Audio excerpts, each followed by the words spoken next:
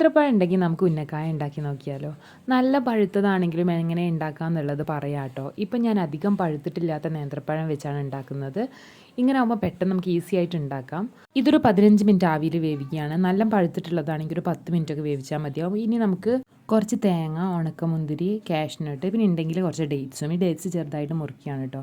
ഇനി 15 മിനിറ്റ് ആവിയിൽ വന്നിട്ടുള്ള പഴം നമ്മൾ തോലൊക്കെ കളഞ്ഞ് കൊടുക്കുകയാണ്. കംപ്ലീറ്റ് ആയിട്ട് തോല് കളയുക. അധികം പഴുക്കാത്ത പഴം ആയതുകൊണ്ട് തന്നെ നമുക്ക് ഉണ്ടാക്കാൻ നല്ല സുഖമായിരിക്കും. പക്ഷേ എനിക്ക് എപ്പോഴും തോന്നിയിട്ടുള്ളത് പഴുത്ത പഴമാണ് ടേസ്റ്റ് കൂടുക എന്നുള്ളത് കേട്ടോ. അപ്പം ഇനി നമ്മൾ ഈ തോലൊക്കെ കളഞ്ഞതിന് ശേഷം ഇതിനെ മുറിച്ചിട്ട് ഇതിൻ്റെ ഉള്ളിലുള്ള ഇതുപോലത്തെ ഈ ബ്ലാക്ക് ഭാഗം ഒഴിവാക്കി കൊടുക്കുകയാണ്. അപ്പോൾ നമ്മൾ എല്ലാ പഴത്തിൻ്റെയും ഇതുപോലെ ബ്ലാക്ക് ഭാഗം നമ്മൾ കളഞ്ഞ് കൊടുക്കുകയാണ് കേട്ടോ. ഇനി ഒരു പൊട്ടാറ്റോ സ്മാഷറോ അല്ലെങ്കിൽ ഒരു ഫോർക്കോ ഒക്കെ എന്തെങ്കിലും വെച്ചിട്ട് ഈ പഴത്തന്നെ നന്നായിട്ട് ഉടച്ചു കൊടുക്കുക. ഉടച്ചിട്ട് നമ്മൾ കൈ കൊണ്ടൊക്കെ കുഴച്ച് ഒരു മാവ് രൂപത്തിലാക്കുകയാണ്. അപ്പോൾ ഇത് നന്നായിട്ട് ഉടച്ചിട്ടുണ്ട്. ഇനി നല്ല പഴുത്ത പഴമാണെങ്കിൽ ഇതുപോലെ പെർഫെക്റ്റ് ആയിട്ട് കിട്ടിക്കൊള്ളണം എന്നില്ല കേട്ടോ. വേണമെങ്കിൽ കുറച്ച് അരിപ്പൊടിയോ അല്ലെങ്കിൽ റസ്ക് പൊടിയോ ഒക്കെ ചേർത്ത് കൊടുക്കുക. അല്ലെങ്കിൽ ഒരു 15-20 മിനിറ്റ് ഫ്രിഡ്ജിൽ വെച്ചിട്ട് അപ്പോൾ കുറച്ചും കൂടി ഒന്ന് കട്ടിയായ പോലെ ആവും. എന്നിട്ട് നിങ്ങൾക്ക് പരത്തിയെടുക്കാം. അധികം പഴുക്കാത്ത പഴമായതുകൊണ്ട് ഇതങ്ങനൊന്നും ചെയ്യേണ്ട ആവശ്യം വന്നിട്ടില്ല കേട്ടോ. ഇനി ഒരു പാന് ചൂടാക്കി അതിലേക്ക് നെയ്യ് ഒഴിച്ചു കൊടുക്കുകയാണ്. നെയ്യില്ലാത്തതുകൊണ്ട് ഞാൻ ബട്ടറാണ് ഇട്ടിട്ടുള്ളത്. എന്നിട്ട് പിന്നെ കുറച്ച് കാഷ്നട്ട് ഇട്ടിട്ട് അതൊന്ന് റോസ്റ്റ് ചെയ്ത് കൊടുക്കുക. തീ ഒന്ന് ചെറുതായി കൂടിയപ്പം ബട്ടർ ഒന്ന് കരിഞ്ഞു പോയാണ്. നെയ്യാണെങ്കിൽ പ്രശ്നമൊന്നും ഉണ്ടാവില്ല. ഇനി ഉണക്കമുന്തിരിയും ചേർത്തിട്ട് അതും കൂടെ ഒന്ന് റെഡി ആകുമ്പോൾ നമുക്ക് ഇതിലേക്ക് തേങ്ങ ചേർത്ത് കൊടുക്കുകയാണ്. ഒരു 1/4 ടീസ്പൂൺ ഏലക്കാപ്പൊടിയും കൂടി ചേർത്തിട്ട് അത് മിക്സ് ചെയ്യുക കേട്ടോ.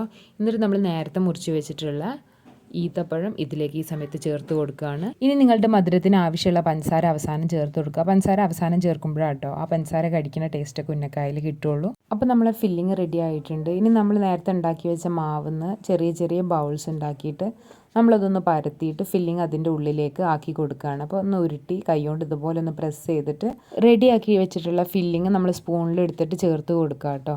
അധികം പഴുക്കാത്ത പഴമായതുകൊണ്ട് തന്നെ ഉന്നക്കായൻ്റെ ഷേപ്പിലേക്ക് വരുത്താൻ വലിയ ബുദ്ധിമുട്ടുണ്ടാവില്ല. പക്ഷേ പഴുത്ത പഴമാണെങ്കിൽ നിങ്ങൾ ഈ സമയത്ത് കുറച്ച് സൂക്ഷിച്ച് ചെയ്യേണ്ടി വരും. പിന്നെ അരിപ്പൊടിയൊക്കെ ഇട്ടിട്ടുണ്ടെങ്കിൽ ബുദ്ധിമുട്ടുണ്ടാവില്ല. അരിപ്പൊടി ഇടാതെയാണ് ചെയ്തിട്ടുള്ളതെന്നുണ്ടെങ്കിൽ ഒന്ന് ഈ സമയത്ത് സൂക്ഷിച്ച് ആക്കിയാൽ മതി. ഇനി ഇതാ കൈകൊണ്ട് ഇതുപോലെ ചെയ്തിട്ട് നമ്മൾ ഉന്നക്കായൻ്റെ ഷേപ്പിലേക്ക് ആക്കുകയാണ്. ഗ്യാപ്പുള്ള സ്ഥലം ഉണ്ടെങ്കിൽ എഡ്ജിൽ നിന്നൊക്കെ നമ്മൾ ഈ പഴം എടുത്തിട്ടൊന്ന് റെഡിയാക്കിയാൽ മതി. അപ്പോൾ ഇതാ ഇതുപോലെ നമ്മൾ എല്ലാ ബോൾസ് കൊണ്ടും നമ്മൾ ഉന്നക്കായ റെഡിയാക്കി എടുക്കുകയാണ്. വീട്ടിൽ ഒരുപാട് പഴമൊക്കെ ഉണ്ട്, അത് കേടുവരാൻ പോവുകയാണെങ്കിൽ ഇതുപോലെ ഉണ്ടാക്കിയിട്ട് ഫ്രീസറിൽ എടുത്ത് വെച്ച് ആവശ്യം ഉണ്ടാകുമ്പോൾ എടുത്ത് പൊരിച്ചാൽ മതി. ഇനി ഒരു പാത്രത്തിൽ എണ്ണ നല്ലോണം ചൂടായി വരുമ്പോൾ നമുക്ക് ഓരോ ഉന്നക്കായ ആയിട്ട് ഇട്ടിട്ടൊന്ന് ഫ്രൈ ചെയ്തെടുക്കുകയാണ്. രണ്ട് സൈഡും നല്ല ഗോൾഡൻ ബ്രൗൺ കളർ ആകുമ്പോൾ നമുക്കിത് എണ്ണയിൽ നിന്ന് കോരിയെടുക്കാം.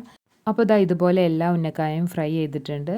അപ്പോൾ എന്തായാലും നമ്മൾ അടിപൊളിയായിട്ടുള്ള ഉന്നക്കായ റെഡി ആയിട്ടുണ്ട്. നിങ്ങൾ വീട്ടിൽ പഴമൊക്കെ ഉണ്ടെങ്കിൽ എന്തായാലും ഉണ്ടാക്കി നോക്കാൻ മറക്കരുത് കേട്ടോ.